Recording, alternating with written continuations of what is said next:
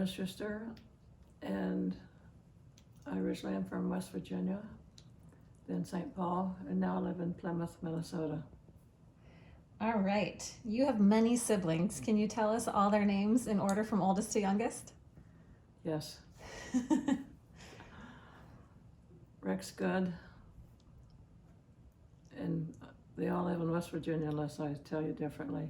Okay. Leona Good Fisher, then I'm the next. Then Thomas Rondell, who lives in North Carolina. Then Lorraine Postlewaite, she lives in St. Albans, West Virginia. And then Judith and Jerry. Judith lives in Maryland and Jerry lives in West Virginia, twins. And then David Good, who lives in West Virginia. One sister who was born after me was Phyllis. And I can't say that. Okay. All right. So, Grandma Bessie Good had a great sense of humor. Can you tell us a fond memory of your mother? Well, she used to tell us about her old cow kicking when she would be milking her cow. And then another time, she had very funny sisters as well. And one sister, Hazel, came to visit, and they walked up the hill behind the house, and they got so tickled over something that they both fell down and rolled down several feet. Fortunately, they didn't get hurt. What is cow kicking? It's a cow that when you milk them, then they don't want you touching them and they kick at you. Okay. It hurts if they hit you. Did you ever get kicked by a cow? Well, I had one when my mom was gone one time. I had to milk the cow, and so I rolled a big wagon wheel over and leaned it against the cow and then milked through that. Oh, that was smart. How old do you think you were when you did that? Probably 10 or 12. Okay. All right. So I never got to meet your dad, Roscoe Good. What was he like? Well, he was a very serious person. He always felt bad that he didn't have more education. So at least he wanted us to make sure we all finished high school. Beyond that, there wasn't too much chance because there wasn't enough money to send everybody to college. So the only one that graduated was Jerry. But anyway, my dad was a very hard worker. He worked on the farm, plus he worked in the factory for many years, and he did not retire until he made sure that we were all getting through high school. So you brought up education, and I know you really wanted to go to college. Do you want to talk about your college aspirations? Well, I wanted to go into nursing. It just always appealed to me, and many people in my mother's family were teachers, and some of them were nurses. Then the Stats family, there were doctors. So that was just always something we were around, and my sister Leona married a principal, high school principal, and she had two daughters that were teachers. And then their children had teachers. So it's throughout our family to really be into that part of life's careers. So what lengths did you go to try to get more education for yourself? Well, I would take jobs and always had in mind that my goal in that job was to learn everything I could. First of all, to be the best employee there was, and make sure that you came away from that job being a better person and knowing more about how to function in life. And eventually I felt confident enough to work for one of the business colleges in teaching how to apply for a job, including the way you dress, the way you sit, and the attention you pay to the interviewer. Is it true that you once tried to enlist in the Air Force? Well, yes, that was a very important part of my getting an education and travel. I thought that would be just a great bonus in my life, and so, but I found out when I went to the enlistment office that you had to have your parents' signature when you weren't old enough. So my parents did not sign my papers because my older brother Rex, who had been in the Air Force, told them not to. He didn't think that was a good place for women to be. Well, it took a few years to prove them wrong. And so here in Minnesota, you ended up working at a university. You loved college and university and the idea of education so much that you spent how many years working at the University of Minnesota? Well, as a little kid, I thought I was ugly, and I thought if I could just donate myself to a university, maybe they could do something for me. Little did I know that I would eventually have my major career at a university.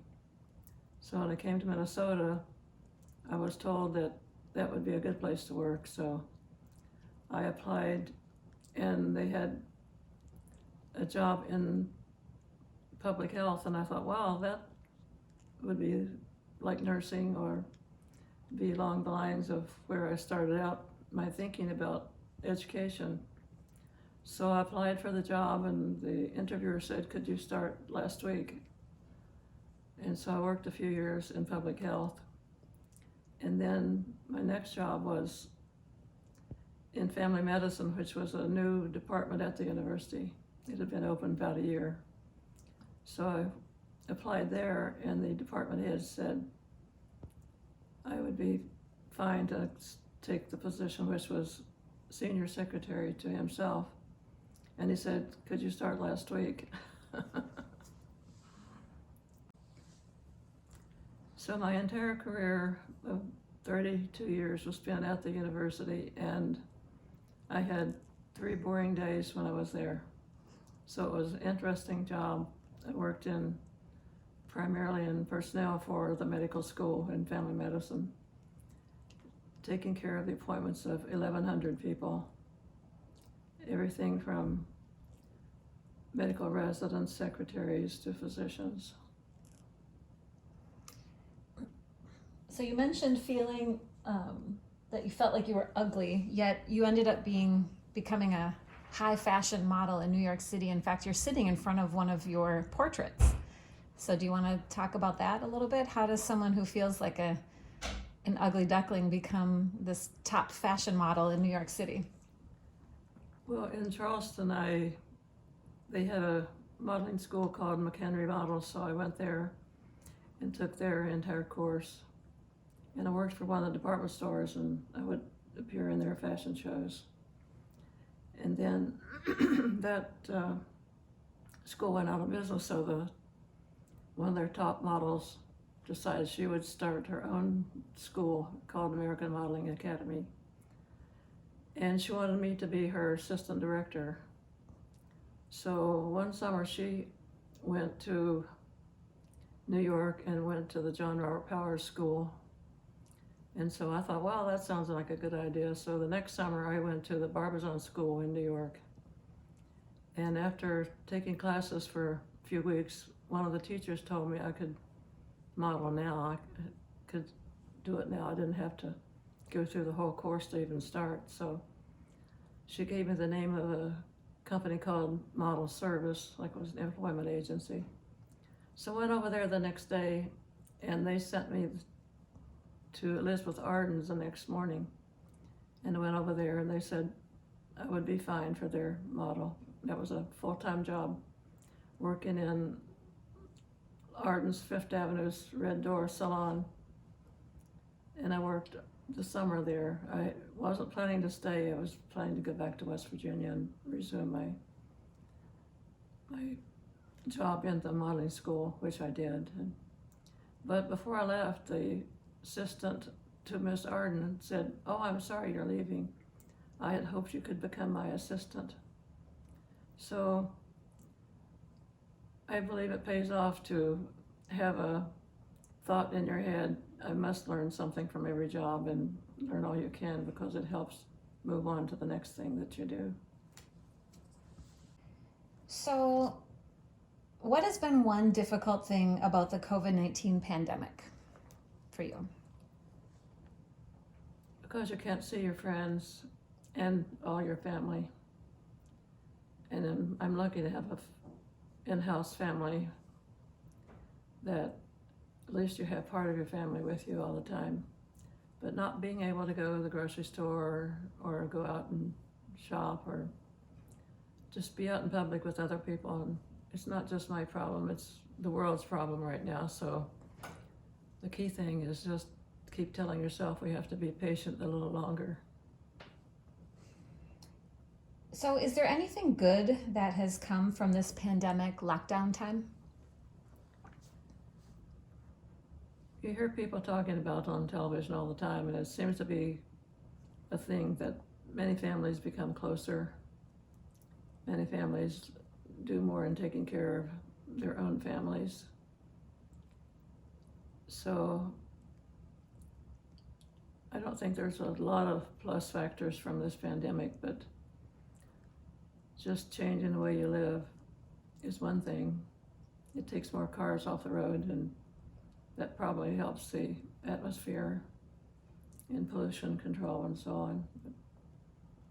But mostly it's just a terrible thing that I don't think anyone alive ever believed that they would ever see one.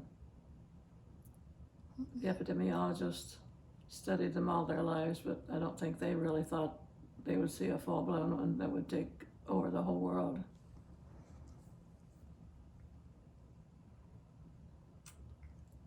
All right. You happen to really love football, American football.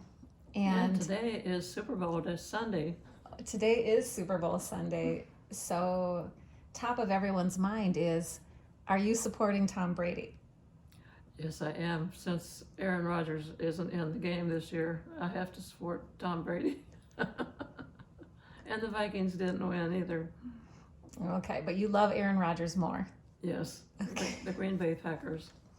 Okay. Even though we live in Minnesota. Yes. Okay. Okay.